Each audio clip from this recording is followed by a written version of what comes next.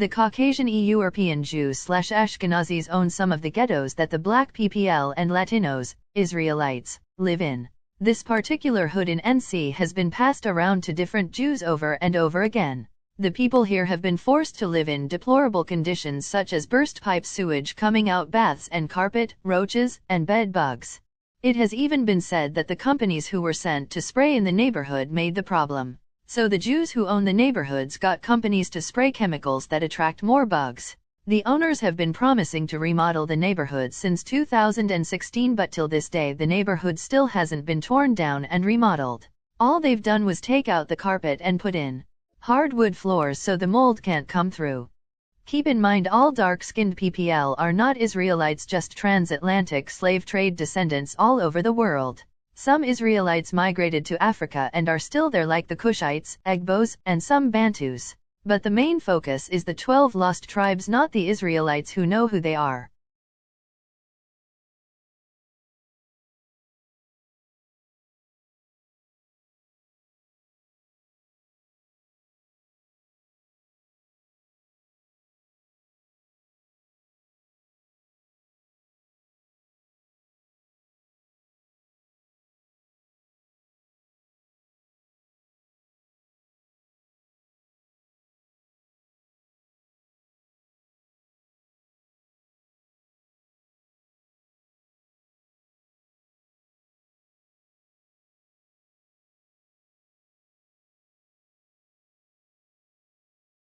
Welcome to Rolling Hills Apartments, where you can find comfortable, safe, and affordable living for your family. Our community features a collection of 2-story apartment homes with mix of 1-, 2 and 3 and 4-bedroom residences. We are located close to downtown Winston-Salem, dining and shopping. Our professional staff looks forward to providing you with the highest standard of professional property management and are committed to improving the communities where we live and work. It's a great place to call home.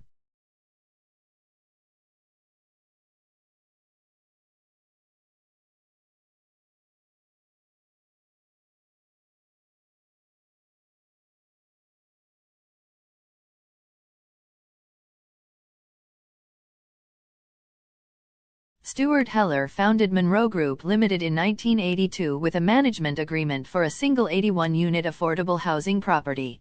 Under Heller's leadership, Monroe Group has continued to flourish and grow. Heller also joined Chad Asark and Hud Karshomer to establish Steel Properties, Monroe Group's development and acquisition partner company, in 2006. Heller is certified by the Colorado Housing and Finance Authority in low-income housing tax credit compliance, is a member of the Rocky Affordable Housing Management Association, and is a certified specialist in housing credit management by the National Affordable Housing Management Association. The National Assisted Housing Management Association has certified Heller as an NAHP executive. He is also a member of the National Association of Housing and Redevelopment Officials. Heller, a lifelong Denver resident, has been a licensed real estate broker in the state of Colorado since. Chad Asark joined the Monroe Group in 2006 after founding Steel Properties, Monroe Group's development and acquisition partner company, with Hud Karshomer and Stuart Heller. Prior to Monroe Group and Steel Properties, Asark served as Senior Vice President and Associate General Counsel at Apartment Investment and Management Company, AIMCO, NYSE, AIV. While at AIMCO, Asark served as Secretary of its Investment Committee, negotiated the closings of over $5 billion in sales and acquisitions, oversaw all legal issues related to property operations, and managed its 20-person legal department. Asark is active in numerous civic and philanthropic organizations including Jewish Colorado, 2007 Young Leader Award, the Colorado Jewish Community Relations Council, past chair, 2017 Community Leadership Award, and APAC, National Council Colorado Political Chair. In 2012, he joined the University of Colorado Law School as an adjunct law professor teaching real estate transactions, serving as a member of the University of Colorado Law School Curriculum Advisory Board, and is teaching at the University of Denver School of Law. Chad also serves on the Federal Home Loan Bank of Topeka Affordable Housing Advisory Council. Asark also serves as a strategic advisor for BY Aerospace, a leading-edge aviation company focused on high-altitude solar-electric unmanned aerial vehicles and electric-powered aircraft, and Staffable Uganda, a social impact employment company operating in Eastern Africa. Asark graduated from Williams College cum laude with honors and from the University of Michigan Law School magna cum laude and Order of the Coif. Having served as a contributing editor for the Michigan Law Review, Hud Karshomer has been a principal at the Monroe Group since 2004. Karshomer also created a partnership with Chad Asark and Stuart Heller to form Steel Properties, Monroe Group's development and acquisition partner company in 2006. Karshmer's previous experience includes various director-level positions with Quest Communications, where his primary focus was new products and features development. Prior to joining Quest, Karshomer was vice president of business development for a high-end technology product firm, whose customers included IBM and Microsoft. Karshomer holds an MBA from Arizona State University and a BA from the University of California at Berkeley. Karshomer served on the board of Housing Justice, a nonprofit whose mission is to educate. David Asark joined Monroe Group and Monroe's sister company, Steel Properties, in 2008 as general counsel and became partner in 2016. Asark has been instrumental in the company's growth, helping Monroe more than double its portfolio and closing over $1 billion in acquisitions, sales, financings, and tax credit transactions. He was named Best Corporate Counsel, Rising Star by the Denver Business Journal in 2011. Asark currently serves on the Board of Visitors of Stanford Law School and the Rose Community Foundation Jewish Life Committee. He served for 10 years on the Board of Directors of Jewish Family Service of Colorado, where he also served on the Executive Committee and as Treasurer. He graduated magna cum laude from Middlebury College and received his Juris Doctor, J.D., from Stanford Law School. Justin Boyd is president of Monroe Group Limited and its development partner Steel Properties LLC effective as of March 2021, after serving as general counsel for the companies since 2016. Under his leadership of the legal department, Boyd has supported the acquisition team in completing over 40 capital transactions totaling over $680 million in transaction costs, strengthened relationships with our lenders, investors, and other partners, led our risk management. Andrew Higdon is the Chief Accounting Officer for Monroe Group. Higdon leads the finance/accounting and human resources teams, and is a member of the executive leadership team that guides the company's strategic planning and decision-making. Prior to joining Monroe Group, Higdon was Senior Vice President and Chief Accounting Officer at Apartment Investment and Management Company, AIMCO, a Denver-based real estate investment trust, REIT, and one of the largest owners and operators of apartment homes in the county. Higdon joined AIMCO in 2000. Lisa Trujillo joined the Monroe Group in 2017 with over 20 years of affordable housing experience. She began her career on-site before rising quickly into leadership roles. Trujillo built. Michelle Austin joined Monroe Group as General Counsel in 2021 and directs the legal functions of Monroe and its development partner Steel Properties. She has over 15 years of experience. Jill Whitmore directs and manages the accounting, financial reporting, and investor relations functions. She ensures that all deliverables and commitments are met with investors and other external partners. Whitmore joined Monroe Group in 2015 after working as director. Jason Van Ernam oversees all construction activities and property rehabilitations for Monroe Group's development partner, Steel. Christy Downing directs the compliance department for Monroe Group, where she oversees the property's HUD and low-income housing tax. Alicia Hunsinger is Director of Operations, Atlantic Division. She is based in Charlotte, and Tony Tates joined Monroe Group in 2018 and is based in Houston, Texas with 25-plus years of affordable housing experience specializing in LITC, PB. Rundown: substandard apartments have dominated a slow news cycle this summer. It's rare for the plight of poor renters to garner much attention in Winston, a city that care much more about developers than renters. You might have thought slum were a thing of the past, but they're a problem that the City of Arts and Innovation hasn't eliminated. Deplorable conditions at New Hope Manor Apartments. Located off Cleveland Avenue and Rolling Hills Apartments, located off of New Walkertown Road, are an embarrassment to the city. They're yet another example that as downtown Winston flourishes, East Winston is being left behind.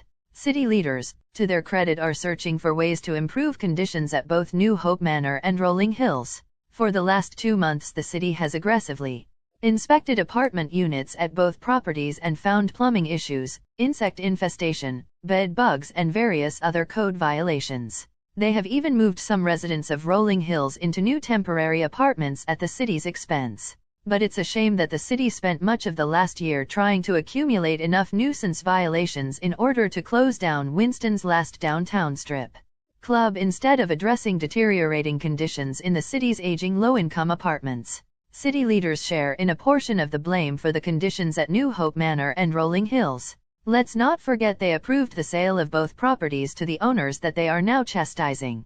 The Housing Authority of Winston-Salem, HAWS, has proposed buying New Hope Manor, demolishing some of the apartments and remodeling the units that are left, converting them to mixed-income housing. HAWS would like to integrate New Hope Manor into its ambitious plan to redevelop Cleveland Avenue. Rolling Hills' current owner is in the process of selling Rolling Hills to a real estate company who would spend over $40,000 per unit to essentially rebuild the place. Both New Hope Manor and Rolling Hills apartments are powerful examples of how Section 8 housing is failing the very people who need it. For decades, the federal government has been moving away from public housing. Reagan put the brakes on public housing. Bill Clinton undermined public housing further when he introduced Hope 6 reforms in the early 1990s. The Hope 6 Demolish Project, as PJ Harvey has labeled it, has torn down thousands of public housing units across the country. Here in Winston, public housing in the Kimberly Park and Happy Hill neighborhoods was replaced with the Hope 6. The razing of Happy Hill with little regard for Winston's oldest African-American neighborhood is particularly upsetting.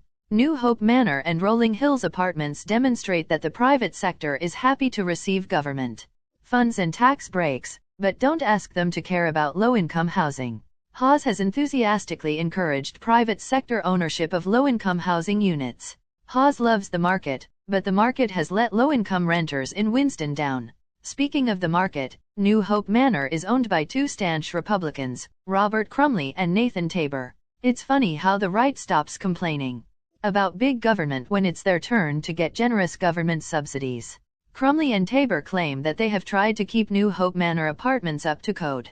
They say that they're frustrated that one management company after another has been unable to turn New Hope Manor around.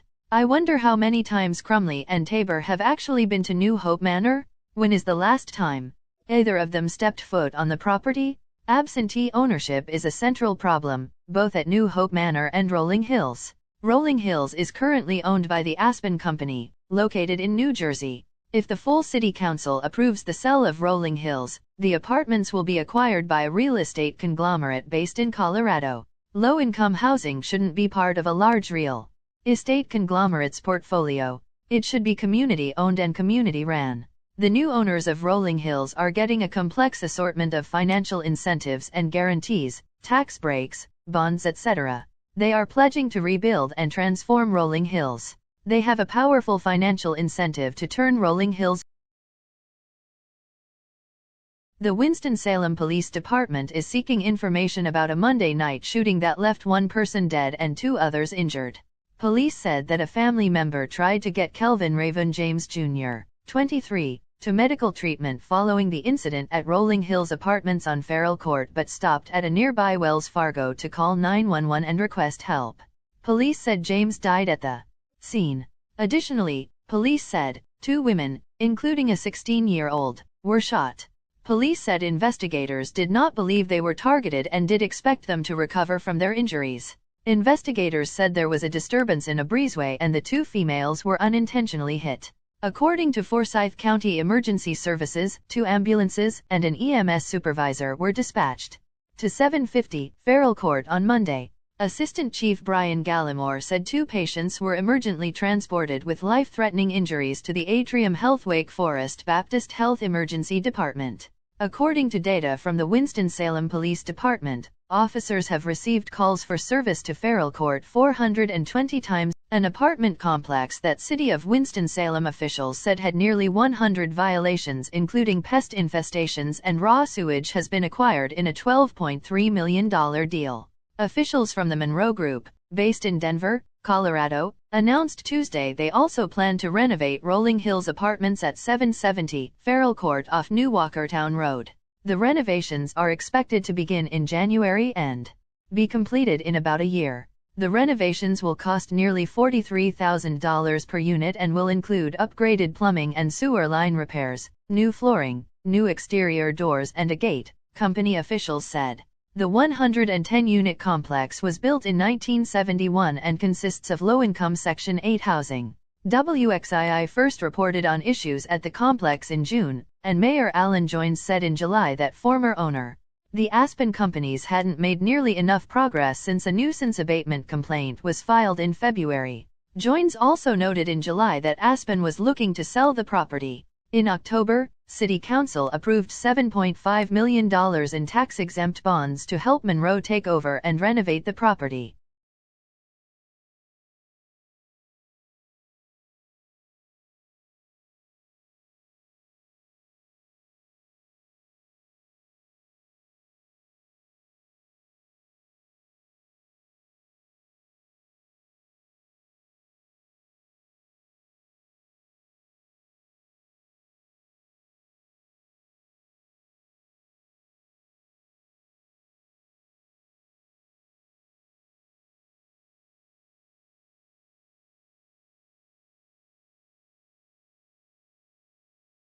Carolyn Foster is 24 years old.